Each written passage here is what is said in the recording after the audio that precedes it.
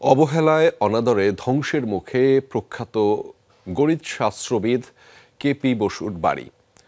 অঙ্কশাস্ত্র গবেষণা, নতুন উদ্ভাবন আর সহজীকরণে তার অবদান অপরিসীম। অথচ গুণী এই মানুষটির স্মৃতিচিহ্ন সংরক্ষণে নেই কোনো ধরনের উদ্যোগ।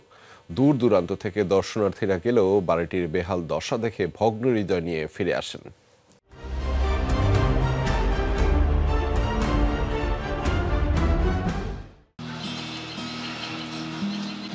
নবগঙ্গা নদীর তীর ঘেঁষে শতবর্ষী এই বাড়িটি নির্মাণ করেছিলেন বাঙালি গণিত শাস্ত্রবিদ ও বিজ্ঞান শিক্ষক কালীপদ বসু, যিনি কেপি বসু নামেই বেশি পরিচিত।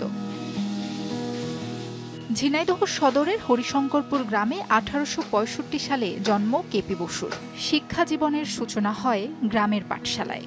1892 সালে ঢাকা কলেজে গণিতের শিক্ষক হিসেবে যোগ দেন বরেণ্য এই গণিতজ্ঞ। আমৃত্যু কলেজের শিক্ষক হিসেবেই কর্মরত ছিলেন। কাজের খাতিরে ঢাকায় থাকলেও 1907 সালে পৈতৃক ভিটায় বাড়ি নির্মাণ করেন তিনি। গুণী মানে মানুষ, এই মানুষের সেই তার বাড়িটা সংস্কার করা আজও এ পর্যন্ত কেউ করতে পারেনি, করিনি। আমরা তা ছিলাম না, আমরা যে গরুর মতনই থাকলাম রে বাবা। আমরা চাচ্ছি যে এই জিনিসটা একটা জাদুঘর হোক, আর নাই সরকার নিয়ে যে কোনো একটা প্রতিষ্ঠান করুক। অনেক দূরের থেকে কেপি বসুর নাম শুনেই দেখতে আসে, তো তারপর যদি এইগুলা থাকে তো তারা অন্তত তাদের মনে একটা বুঝ আসবে যে কিছু না কিছু দেখে আসতে পারছি। 9 বিঘা জমির ওপর নির্মিত দোতলা বাড়ির কক্ষ সংখ্যা 17টি। 6 কক্ষের রান্নাঘর, 40 জোড়া দরজা আর দর্শনীয় আসবাবে ছিল সাজানো। বাড়ির সাথে শান বাঁধানো ঘাট। নান্দনিক এই বাড়িটি দেখতে প্রতিদিনই দূর দূরান্ত থেকে আসে দর্শনার্থীরা, কিন্তু শতবর্ষী বাড়ির কোনো সংস্কার নেই। অযত্ন, অবহেলায় ধ্বংসের পথে স্মৃতিচিহ্ন। এমনভাবে সংস্কার করতে হবে যাতে করে এখানে লোকজন যাওয়া আসা করে, বা একটা কিছু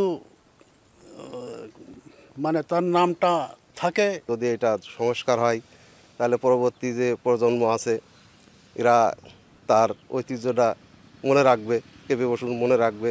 তার বাড়িটা যদি সংরক্ষণ করা হয় বা জাদুঘর যাতে এরকম কিছু ব্যবস্থা করা হয়, তো অর্থনৈতিক প্রভাব পড়বে।